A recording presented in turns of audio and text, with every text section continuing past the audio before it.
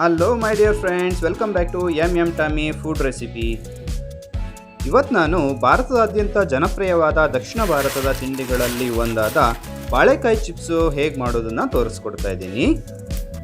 ಕೊಬ್ಬರಿ ಎಣ್ಣೆ ಬಳಸಿ ಡೀಪ್ ಫ್ರೈ ಮಾಡಿದ ಈ ಬಾಳೆಕಾಯಿ ಚಿಪ್ಸು ಸವಿಯಲು ತುಂಬಾ ರುಚಿಯಾಗಿರ್ತದೆ. ತುಂಬ ಸಿಂಪಲ್ ಆಗಿರುವಂತಹ ಈ ರೆಸಿಪಿಯನ್ನು ಮಾಡಲಿಕ್ಕೆ ನಾನು ನೇಂದ್ರ ಬಾಳೆಕಾಯಿಯನ್ನು ತಗೊಂಡಿದ್ದೀನಿ. ಮೊದಲಿಗೆ ಬಾಳೆಕಾಯಿನ ಕತ್ತರಿಸ್ಬಿಟ್ಟು ಅದರ ಸ್ಕಿನ್ನನ್ನು ತೆಗೆದುಕೊಳ್ತಾ ಇದ್ದೀನಿ. ಬಾಳೆಕಾಯಿ ಸ್ಕಿನ್ ತೆಗೆಯುವಾಗ ಬೇಕಾದರೆ ನೀವು ಸ್ವಲ್ಪ ಕೈಯಲ್ಲಿ ಎಣ್ಣೆಯನ್ನು ಹಚ್ಕೊಂಡ್ಬಿಡಿ. ಇದರಿಂದ ಬಾಳೆಕಾಯಿಯಲ್ಲಿರುವಂತಹ ಸೊನೆ ಕೈಗೆ ಅಷ್ಟಾಗಿ ಹಿಡಿಯೋದಿಲ್ಲ. ಕ್ಲೀನ್ ಮಾಡಿ ಇಟ್ಕೊಂಡಿರುವಂತಹ ಬಾಳೆಕಾಯಿಯನ್ನು ಒಮ್ಮೆ ನೀರಿನಿಂದ ಚೆನ್ನಾಗಿ ತೊಳೆದುಕೊಳ್ತಾ ಇದ್ದೀನಿ. ಸಂಪೂರ್ಣವಾಗಿ ನೀರು ಡ್ರೈ ಆಗೋದಕ್ಕೋಸ್ಕರ ವಾಶ್ ಮಾಡಿ ಇಟ್ಕೊಂಡಿರುವಂತಹ ಬಾಳೆಕಾಯಿಯನ್ನು ಇನ್ನೊಂದು ಪಾತ್ರೆಯಲ್ಲಿ ಟ್ರಾನ್ಸ್ಫರ್ ಮಾಡ್ಕೊಳ್ತಾ ಇದ್ದೀನಿ. ನಂತರ ಒಂದು ಸ್ಲೈಸರ್ನ ಸಹಾಯದಿಂದ ಮೀಡಿಯಂ ಸೈಜಲ್ಲಿ ಕಟ್ ಮಾಡ್ಕೊಳ್ತಾ ಇದ್ದೀನಿ. ಕಟ್ ಮಾಡ್ಕೊಳ್ಳುವಾಗ ಸ್ಲೈಸರೇ ಬಳಸಬೇಕು ಅನ್ನೋದು ಏನೂ ಇಲ್ಲ, ನೀವು ಚಾಕುವಿಂದ ಸಹ ಕಟ್ ಮಾಡ್ಕೊಳ್ಬೋದು. ಚಿಪ್ಸ್ಗೆ ಬೇಕಾಗಿರುವ ಥಿಕ್ನೆಸ್ಸು ಈ ವಿಡಿಯೋದಲ್ಲಿ ನೀವು ನೋಡ್ತಿರೋ ಹಾಗೆ ಇದು ಸರಿಯಾಗಿದೆ. ಇದೇ ರೀತಿ ನಾನು ಉಳಿದೆಲ್ಲ ಬಾಳೆಕಾಯಿಯನ್ನು ಸ್ಲೈಸ್ ಮಾಡ್ಕೊಳ್ತಾ ಇದ್ದೀನಿ.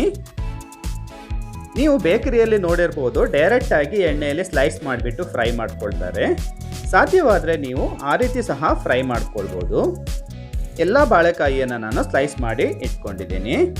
ನಂತರ ಡೀಪ್ ಫ್ರೈ ಮಾಡಲಿಕ್ಕೆ ಕಡಾಯಿಯಲ್ಲಿ ಕೊಬ್ಬರಿ ಎಣ್ಣೆನ ಹಾಕ್ಕೊಂಡಿದ್ದೀನಿ.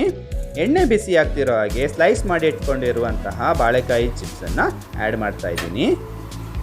ಕಟ್ ಮಾಡಿಕೊಂಡಿರುವಂತಹ ಬಾಳೆಕಾಯಿಯನ್ನು ನೀವು ಎಣ್ಣೆಯಲ್ಲಿ ಆ್ಯಡ್ ಮಾಡಿದ ತಕ್ಷಣ ಒಂದು ಸ್ಪೂನ್ನ ಸಹಾಯದಿಂದ ಚೆನ್ನಾಗಿ ಮಿಕ್ಸ್ ಮಾಡ್ಕೊಂಬಿಡಿ.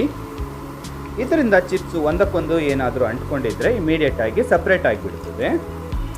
ಚಿಪ್ಸ್ ಒಂದು 80% ಫ್ರೈ ಆದ ನಂತರ 2ರಿಂದ 3 ಚಮಚ ಉಪ್ಪು ಮಿಶ್ರಿತ ನೀರನ್ನು ಆ್ಯಡ್ ಮಾಡ್ತಾ ಇದ್ದೀನಿ.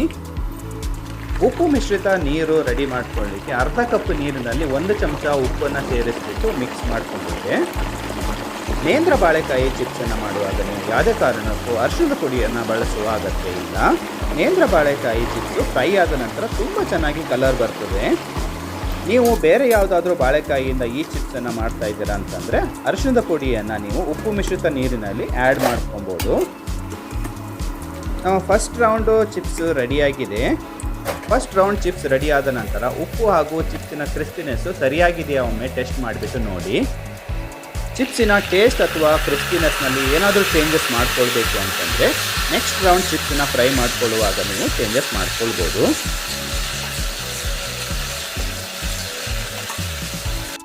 ನೀವಿಲ್ಲಿ ಒಂದು ಮುಖ್ಯವಾದ ಟಿಪ್ಸನ್ನು ಫಾಲೋ ಮಾಡಬೇಕು.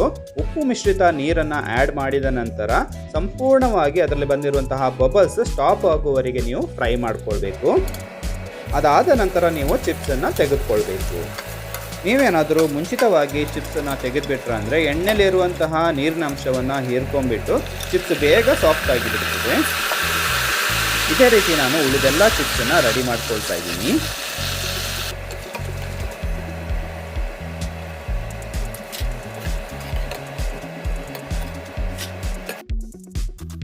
ಫ್ರೆಂಡ್ಸ್, ಈ ಟೇಸ್ಟಿಯಾಗಿರುವಂತಹ ಬಾಳೆಕಾಯಿ ಚಿಪ್ಸಿನ ರೆಸಿಪಿಯನ್ನು ನೀವು ಇಷ್ಟಪಟ್ಟಿದ್ರೆ ಅಂದ್ಕೊಂಡಿದ್ದೀನಿ.